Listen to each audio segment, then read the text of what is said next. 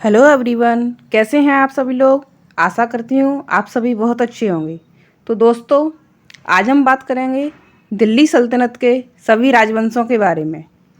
अक्सर हम शासकों और उनके कालक्रम में उलझ जाते हैं।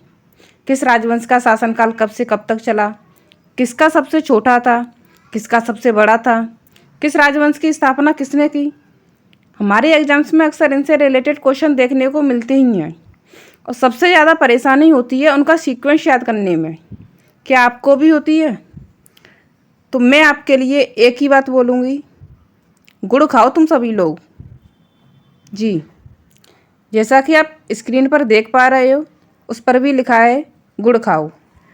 तो क्या मैम गुड़ खाने से सभी राजवंश सीक्वेंस याद हो जाएंगे? बिल्कुल, आइए देखते हैं कैसे। जैसा कि आपकी स्क्रीन पर लिखा हुआ है, गुड़ खाओ तुम सभी लोग। अब गुड़ खाने से याददाश्त अच्छी होती है या नहीं, वो तो मुझे नहीं पता, लेकिन हमें यहाँ गुड़ खाने से सभी डायनेस्टीज याद होने वाली हैं, क्योंकि ये उन्हें याद करने की ये ट्रिक है। आइए इसे डिकोड करते हैं। गुड़ से मतलब गुलाम वंश, खाओ से मतलब खिलजी वंश, तुम से मतलब तुगलक वंश, उसके बाद आता है सैयद वंश, और लोग से मतलब लोधी वंश।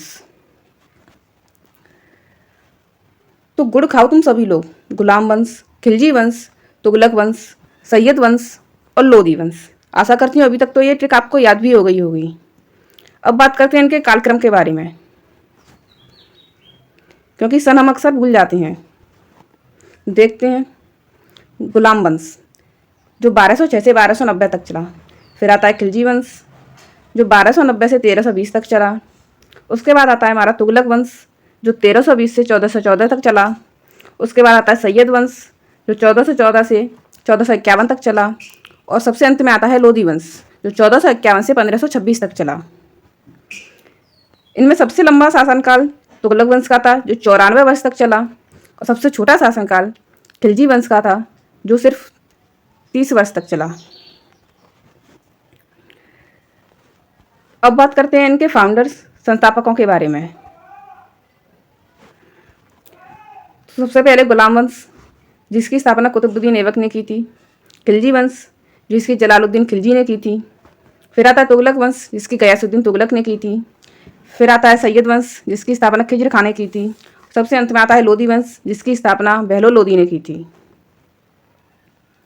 हम इन सबको एक टेबल के फॉर्म में भी देखेंगे, जिससे आपको कभी भी याद करने में कोई दिक्कत नहीं होगी। इसका आप स्क्रीनशॉट भी ले सकते हैं। यहाँ पर एक तरफ सभी डायनेस्टी दी हुई हैं, फिर इसके फाउंडर्स दिए हुए हैं, फिर इनके टाइम पीरियड दिए हुए हैं, और फिर इनका ड्यूरेशन दिया हुआ है। जैसा कि मैंने आपको बताया कि सबसे ज़्यादा लंबा शासनकाल चला तुगलक वंश का जो 94 वर्ष तक चला, और सबसे कम चला खिलजी वंश का जो सिर्फ 30 वर्षों तक चला। तो कैसी लगी आप लोगों को ये ट्रिक? अगर ये ट्रिक पसंद आई हो तो वीडियो को लाइक करें, अपने दोस्तों के साथ शेयर करें, चैनल को सब्सक्राइब करें, और ऐसे ही और वीडियोज़ के लिए जुड़े रहें टारगेट विद बंसल अकेडमी के साथ।